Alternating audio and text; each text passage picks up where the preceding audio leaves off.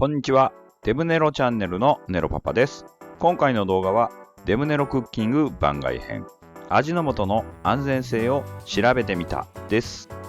味の素、いわゆる旨味調味料の代表で、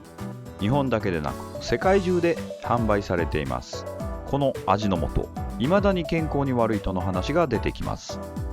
今回は歴史を振り返り、本当はどうなのかを調べてみました。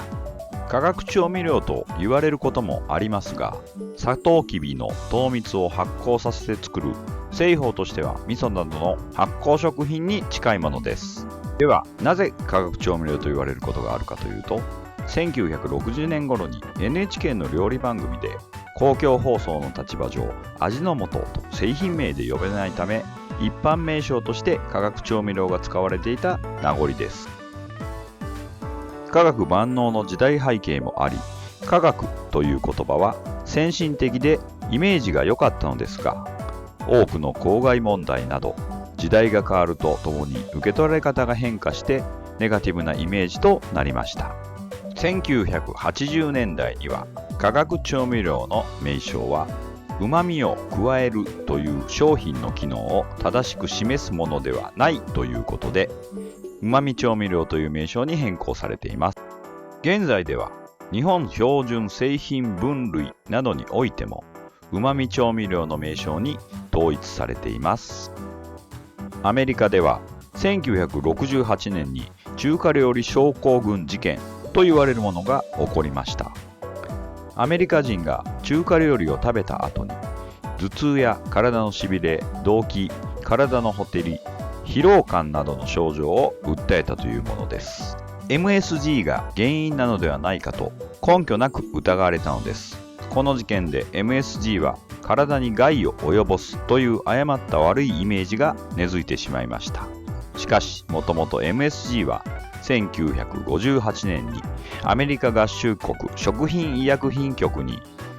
GRAS 物質に認定されており、また1980年にはFDA が GRAS 物質として再評価しています。根拠のない安全性に関する風評に対して国際的な専門機関による評価はどうなのでしょう。先ほど紹介した FDA の評価の後、1987年に JACFA ではグルタミン酸ナトリウムが人の健康を害することはないので1日の許容摂取量を特定しないと評価。1991年には欧州連合で食品科学委員会が安全性を評価し、1日の許容摂取量を特定しないと結論。